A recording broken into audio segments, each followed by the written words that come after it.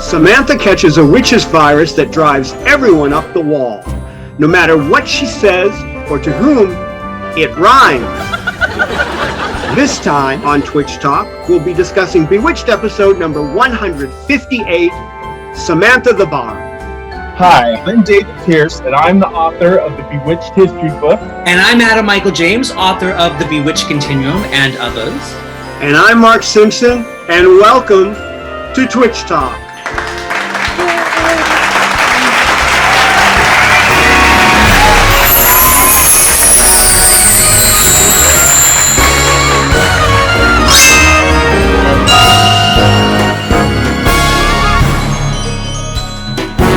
Twitch Talk, brought to you by The Bewitched Continuum by Adam Michael James, the ultimate linear guide to the classic TV series, now in color. When you watch Bewitched, what do you like to have beside you? A little brother, the neighbors, maybe a little snack. Well, if you're hungry for Bewitched knowledge, what you really ought to have by your side is the Bewitched Continuum. In living color. Filled with continuity observations from all 254 episodes, you can impress your friends with what the show got right and wrong, its changing rules of witchcraft, and how many times Endora called Darren Durwood. Plus, this edition comes with an exclusive spell guide and an in-depth look at Tabitha, Bewitched short-lived spin-off from 1977.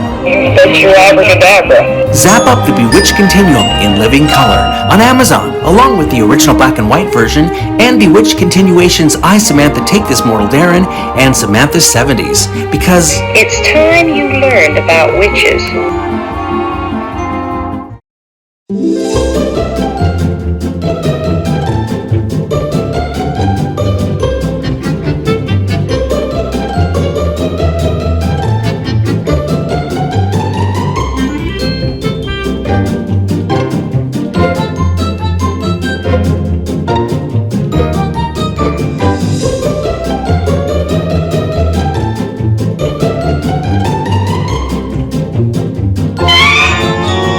Welcome to Twitch Talk, and along with David and Mike, we have our Twitch Talker panel with us today.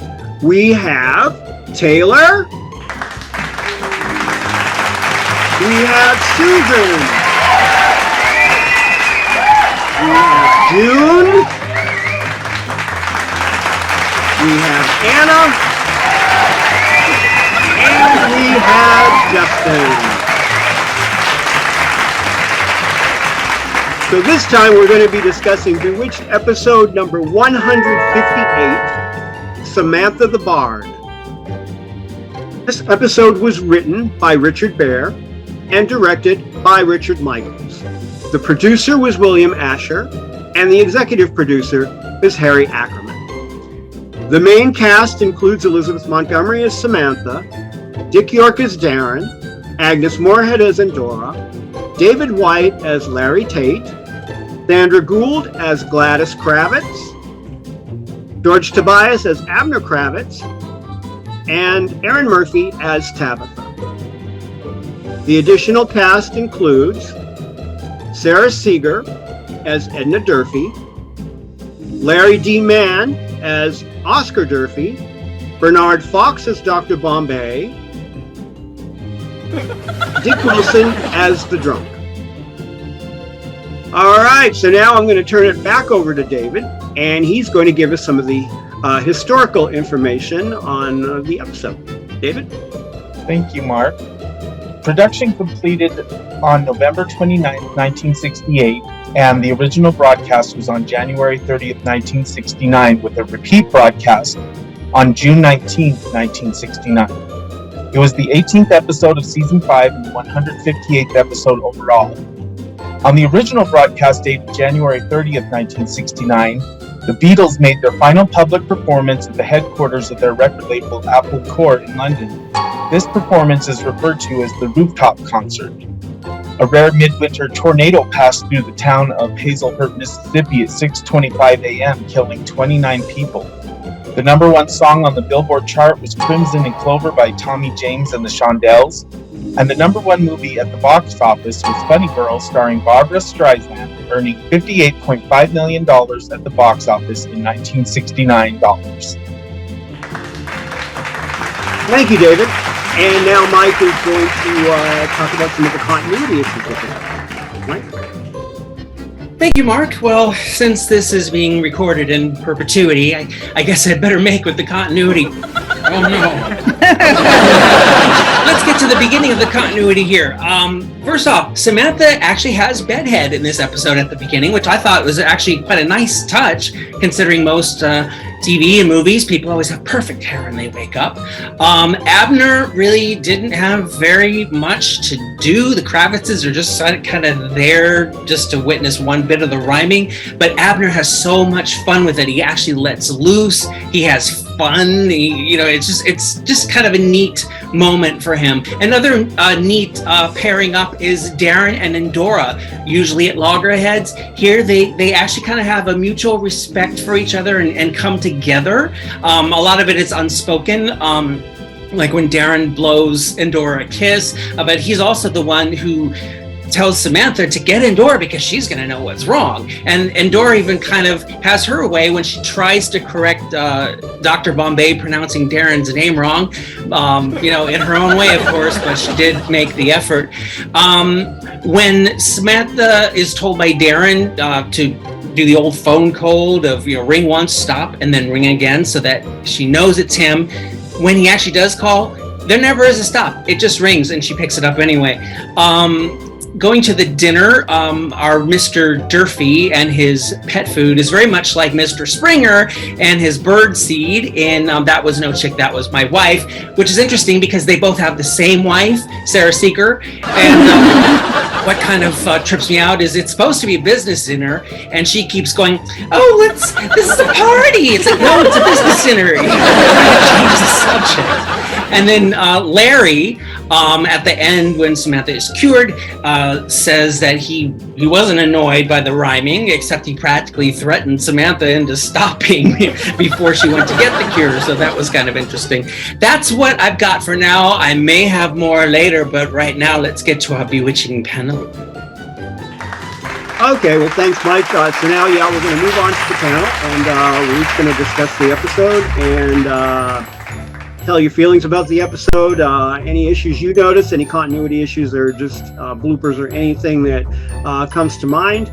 And then when you're done, please rate it from 1 to 4 stars, 4 stars being the best, 1 star being the worst. And then we'll go back at the very end and average out the ratings for the overall rating for episode number 158, Samantha the Bard. So let's go ahead and start with Taylor.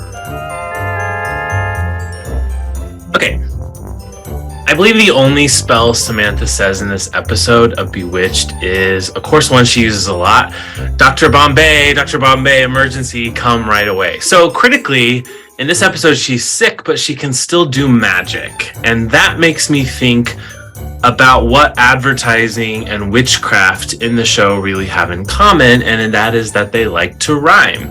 I think in the first season, the spells were often just a bunch of weird words like Zolda, Prankin, Copeglum, or sometimes Latin words, I guess, like Harry Potter. But in the second season and beyond, they start getting a lot more lyrical.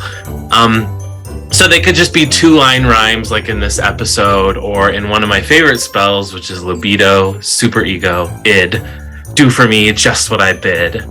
Or they could be couplets that rhyme.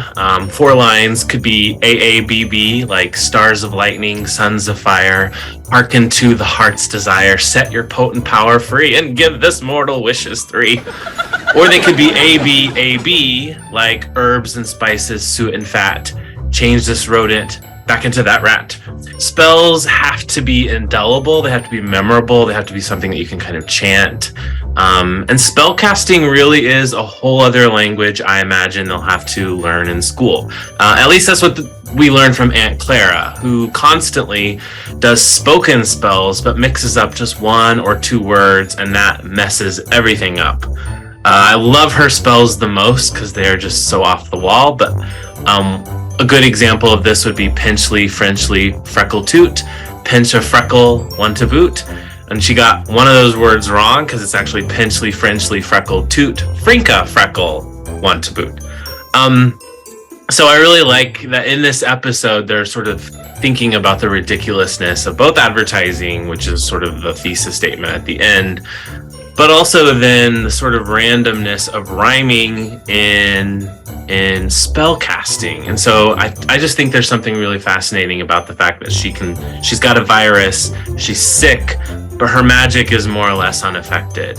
And of course, as a TV historian, I always like the phrase that history doesn't repeat itself, but it often rhymes. So I give this a 3 oh my stars. And now it's back to you on Mars. I'm really bad at rhyming. Okay. On that note, let's move on to Susan.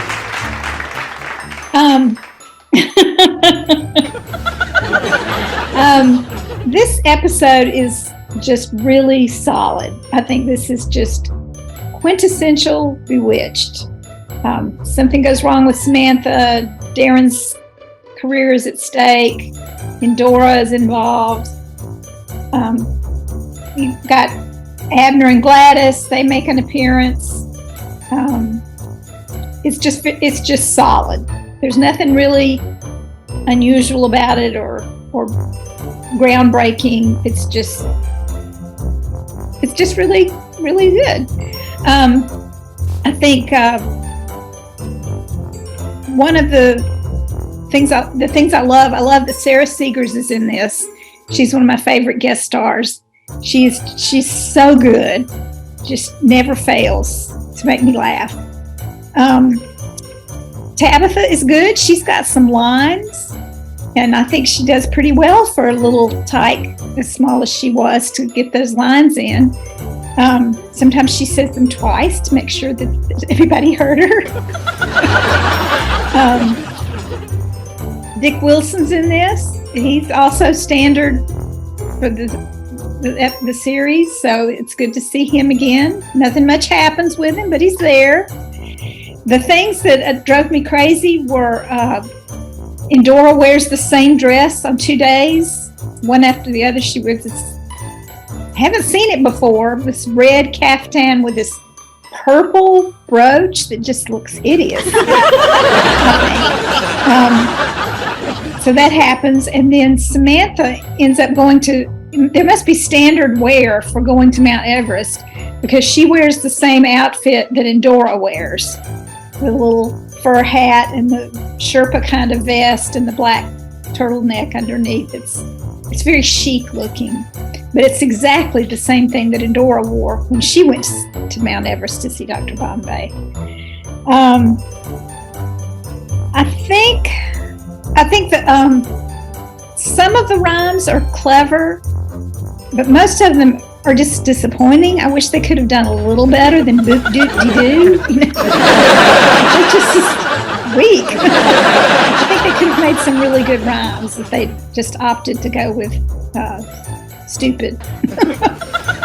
So anyway, it's a good episode. Like I said, nothing earth-shaking. So I give it a 3. Okay, let's move on to Jean. Hi, everyone. One thing I was just going to say, it's like I was going to say a lot of things that Susan was going to say too, and I mean, come on, Larry.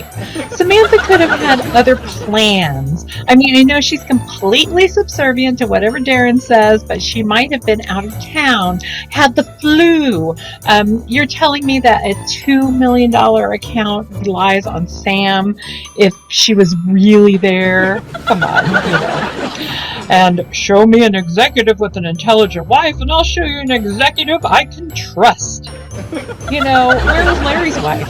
I know that Darren is supposed to be the primary person on the account, but come on, where was Larry's wife then? And good old Mr. Durfee. Durfee. But yeah, I agree with Susan that some of the rhymes were like really weak, really silly. I don't know if it's just because they just, it's supposed to be her thinking these things. I'm not sure, But I do have to say that this was a very fun episode, and Tabitha was so cute in this episode, and her little, her little giggles were really cute. And I thought it was funny when Sam went to see Dr. Bombay at the top of Mount Everest, and like Susan was saying, wearing the same mountain climbing outfit that Endora wore. I thought that was pretty funny.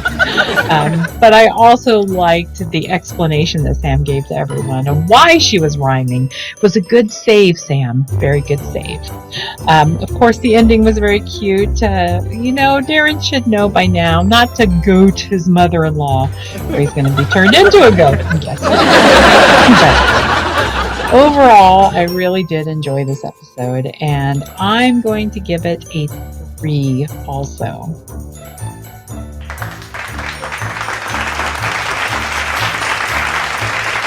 Okay, let's move on to Anna.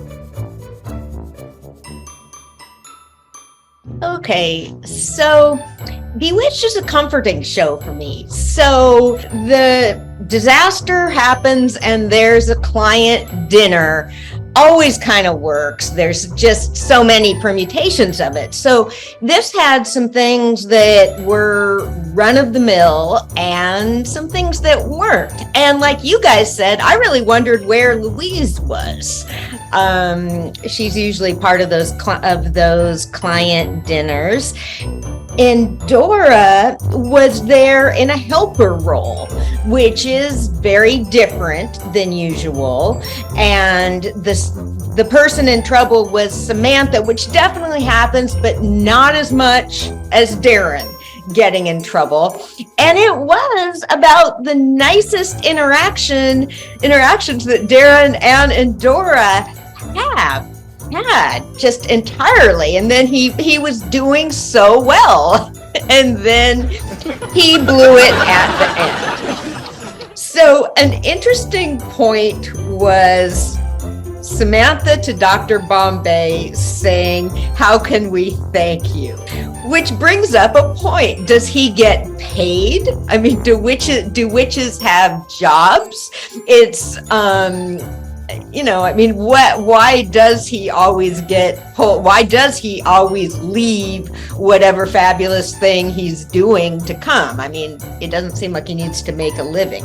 So I absolutely loved Bombay on Everest with his Dr. Bombay sign that had a great look. A lot of doctors do climb Everest, so I'm sure that's not what they were thinking of, but that competitive personality really works for mountain climbing. The avalanche was a really cool effect, and there's really a lot happening in this episode. Larry is a little unusual because he offers to picks up the check, which isn't like him. And I suppose with the account, I'm sure he deducts everything. Samantha saves the day with the client, which happens a fair bit. Really, if the show had taken place later, I think she would have been a great ad person. She certainly understands it. Tabitha's adorable in this episode with her giggles, and she does not get to ride the billy goat like she did the pony. So not as much fun for Tabitha, but yeah, she really talks a lot in this episode. The problem with the episode for me is that the rhyming does get annoying. And there's just this balance with any sort of show. If you're going to portray somebody that's annoying, how do you not annoy the audience? And like some of you guys have said, the lines get kind of weak. So that's a drawback for me. I don't want to experience this the same as the clients. I want some more freshness. So I'm going to rate this based on, I think it's an okay episode, not a great episode. So I'm going to give it a 2. Thank you. And let's move on to Justin. I really liked this episode when I was a kid because I thought the rhyming was funny. And throughout the series, whenever something unusual was going on in the house, or with Darren or Samantha, which was quite often, it always seemed that Larry wanted Samantha to meet a client, or Gladys Kravitz shows up. And in this case, both of them happened. And when I was a kid, I always thought that was so funny to see the reaction to these mortals who didn't know about the witchcraft, wondering, that's so weird, what on earth is going on? About Dr. Bombay, is he the only doctor in all of witchdom? How many witches are there in the United States or around the world? Is he the doctor for all of them? What happens if he's sick himself? Who fills in for him? I do love the part, when I was a kid, I loved the part when Dr. Bombay looked through Samantha's face through what I called at the time a magnifying glass and saw this box. I thought that was so entertaining. I like the fact there was a cameo by Dick Wilson as the drunk. That long-running gag never got old throughout the whole series. I always thought that was so funny. As far as my rating goes, I do agree the rhyming was annoying. And the reason why I'm giving it such a high rating that I am is because it was one of my favorites when I was a kid. I did like it a lot more as a kid than I do now as an adult, but my rating is 3.5 stars.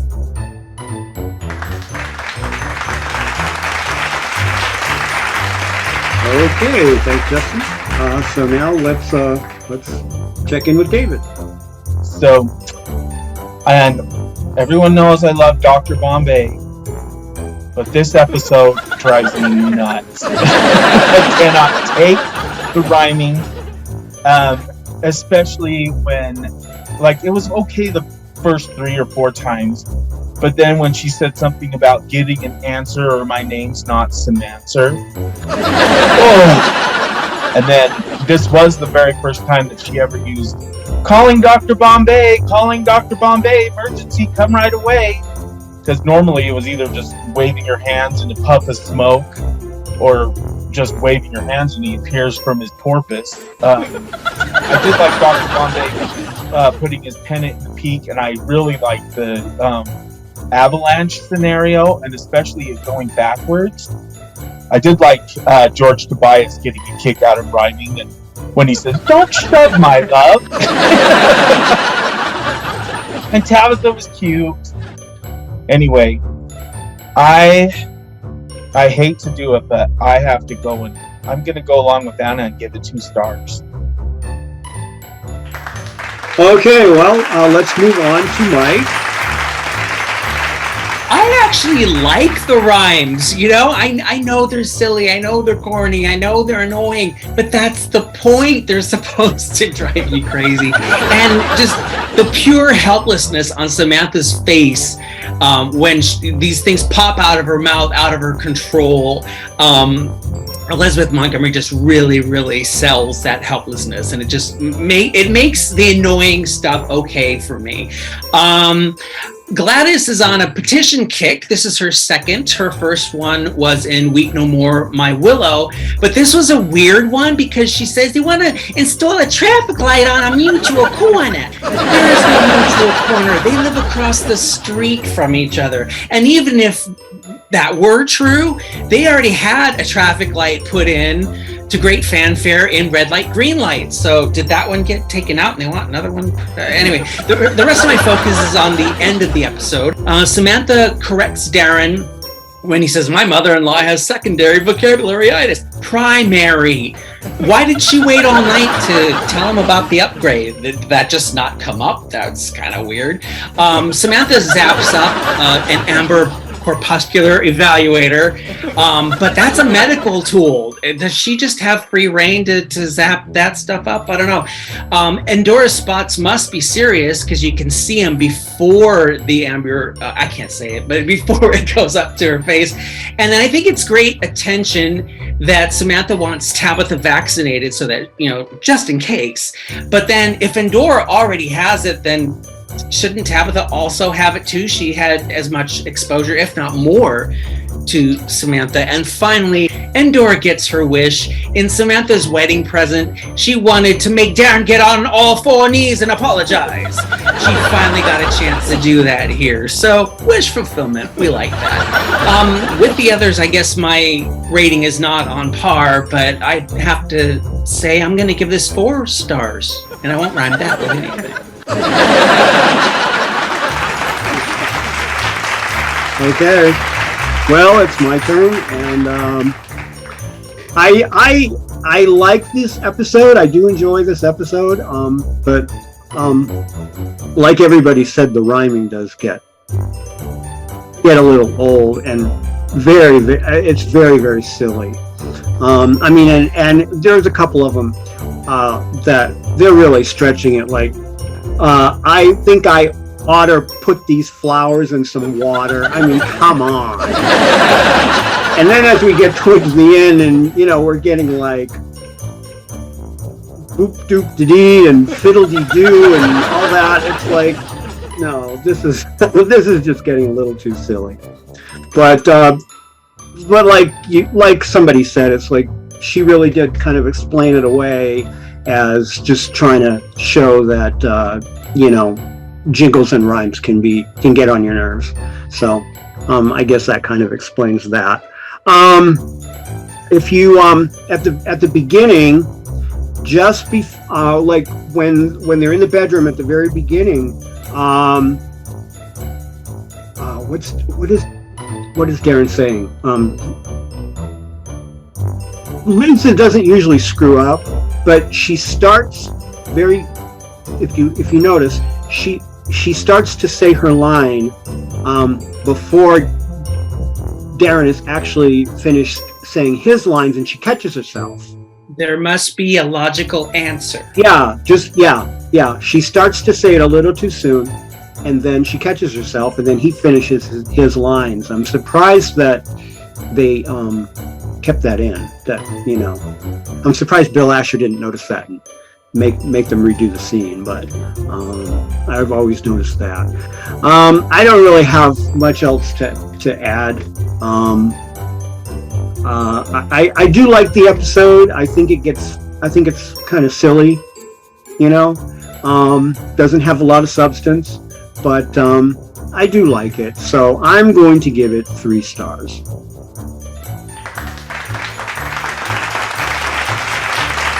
All right, so now we're going to take a little break, and when we come back, we will reveal the overall rating for episode number 158, Samantha the Bard.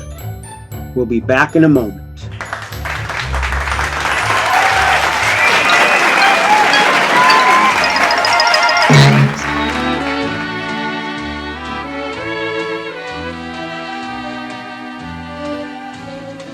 Fashion-wise, there was a lot going on in this episode.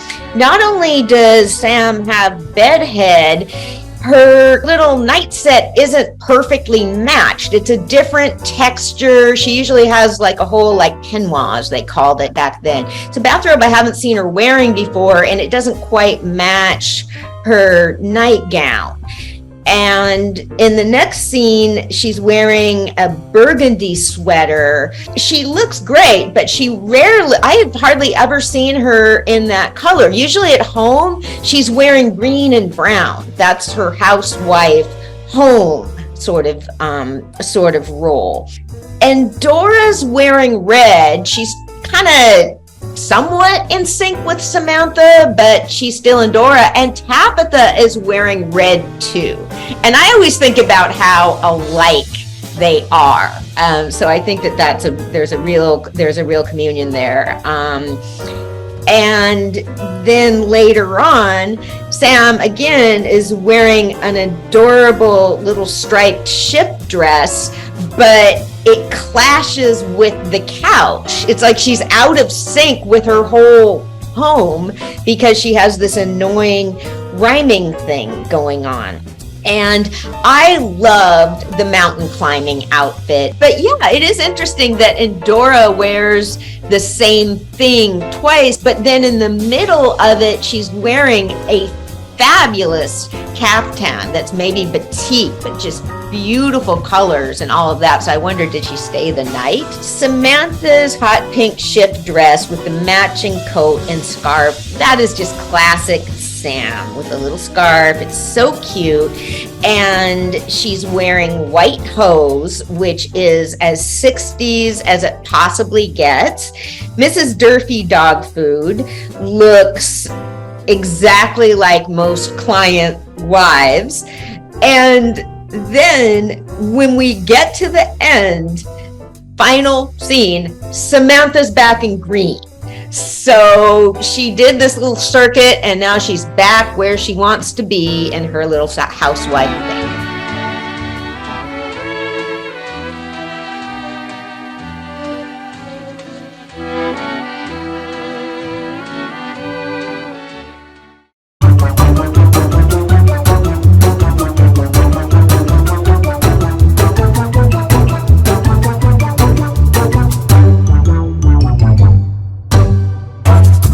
One morning, just at dawn, and after a mild yawn, Darren noticed an oddity in the way Sam spoke, and thought it must be some cute joke.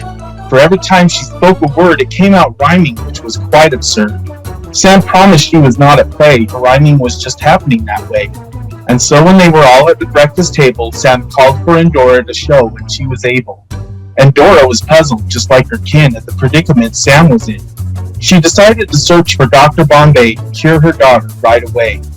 Later on at Man and Tate, Darren found that his boss and mate had scheduled a dinner without checking first, which would be troublesome now that Sam was cursed. Just before dinner, while Sam was getting dressed, Darren was freaking out, simply a mess. And Dora popped in with Bombay's cure, which he said would make her speech pure. She took a sip and drank it up, and finding things right, she and Darren left to sup. At dinner, things were great with the Durfees, the Stevenses, and Larry Tate. But suddenly, to her chagrin, Samantha found herself rhyming again. The cure Bombay had prescribed was not quite right, and her incessant rhyming was killing the night. Excusing herself so as not to bother, Samantha popped home to talk to her mother. She found that Bombay was currently hiking, and without walking, jumping, or biking, she popped to his side to get another dose of the cure for her rhyming, which sounded like prose. Finding she was cured, this time for sure, she popped back to dinner to comb the fur of the riled Larry and the Durfees. And she explained with the greatest of ease that she had rhymed all her words in order to show that jingles are not the way the campaign should go. Everyone was happy, and they finished their dinner, with Darren once again coming out the winner. That is, until the next day when Endora popped in, rhyming like she was in a contest to win. Darren found it funny and started to gloat, which led her to changing him into a billy goat.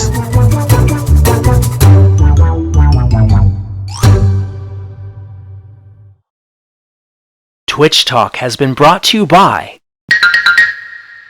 The Bewitched History Book by David L. Pierce, covering all 254 episodes of Bewitched and tying in the real-life events of the time. Okay, well, welcome back to Twitch Talk, and now we're going to do the overall rating for Bewitched episode number 158, Samantha the Bard.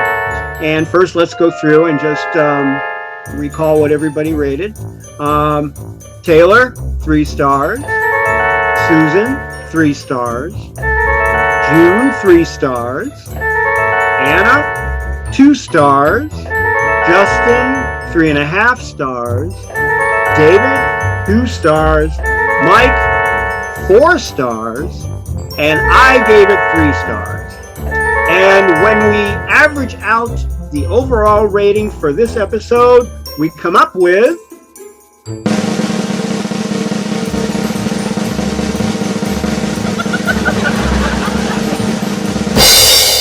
2.9375. So we're going to round this one up to 3 stars. So Samantha the Bard gets 3 stars. Yay!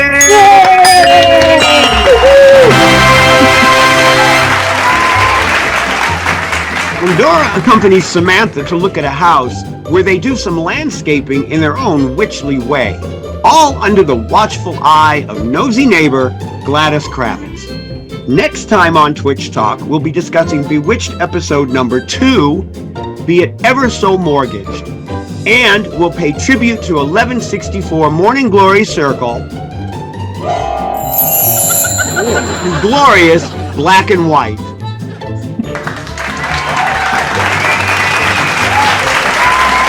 Okay, well that brings an end to the show, and I hope you all are now more in the know. Oh no, did I just rhyme? Let me try that one more time. I want to thank my co-hosts David Pierce and Adam Michael James, and now I'll recite everyone else's names. Thanks to Taylor, Susan, Anna, Justin, and June. Come back again and we'll do this again soon. So to all my fellow witches, until next time, I wish you best twitches. Cheers.